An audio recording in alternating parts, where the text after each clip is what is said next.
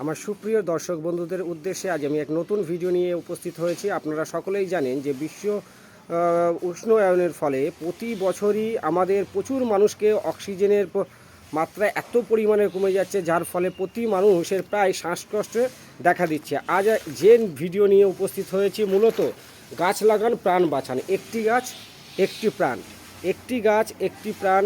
গাছই পারে মানুষকে একটি সুন্দর মুক্ত পরিবেশের মধ্যে জীবনযাপন করতে। তাই আজ আমরা আমাদের নিজ বাড়িতে যে বৃক্ষরোপণ করি, অর্থাৎ আমাদের যেহেতু বাড়িতে নির্দিষ্ট পরিমাণে জায়গা না থাকার ফলে ছাদের উপরেও যে গাছ লাগানো যায় এবং সেই ছাদের উপরের গাছ থেকেও যে একটি মুক্ত বাতাস নেওয়া যায়, তার ফলস্বরূপ আজকে এই গাছ লাগানোর চিন্তা ভাবনা এবং আমরা গাছ লাগাচ্ছি।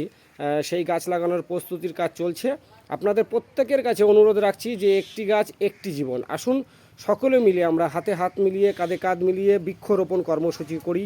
যে যার বাড়িতে যতটুকু জায়গা আছে, যদি খুব বেশি জায়গা না থাকে ছাদে বসান, অথবা আপনার ব্যালকনির সাইডেও যদি কোনো রকম জায়গা থাকে সেখানেও যদি একটু গাছ লাগাতে পারেন, দেখবেন যে আগামী দিনে দাঁড়িয়ে প্রত্যেকটা মানুষ, ভারতবর্ষের আমরা প্রায় 130 থেকে 40 কোটি মানুষ যদি একটি দুটি করে গাছ লাগায়, তাহলে সবুজায়ন হবে। এবং এই সবুজ আয়নের ফলে যে এবছর আমরা দেখেছি যে ভীষণ গরম, সেই গরমের ফলে কিন্তু আমরা প্রতিনিয়ত নিজেরাই হাঁসফাঁস করেছি, আমরা নিজেরাই ছুটে চলেছি এক প্রান্ত থেকে আরেক প্রান্তে, কোথায় একটু ছাওয়া পাবো, কোথায় একটু মুক্ত বাতাস পাবো।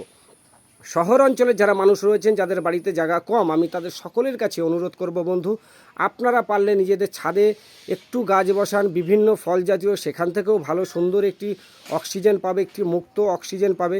তাই সকলের কাছে অনুরোধ রাখলাম যে এসো বন্ধু, গাছ বসাই এবং দূষণমুক্ত বাতাস তৈরি করি, দূষণমুক্ত একটি সমাজ তৈরি করি, দূষণমুক্ত একটি পরিবেশ তৈরি করি, যা আগামী দিনে দাঁড়িয়ে আমাদের ভবিষ্যৎ প্রজন্মকে সুন্দরভাবে এই পৃথিবীতে বেঁচে থাকার প্রেরণা যোগাবে।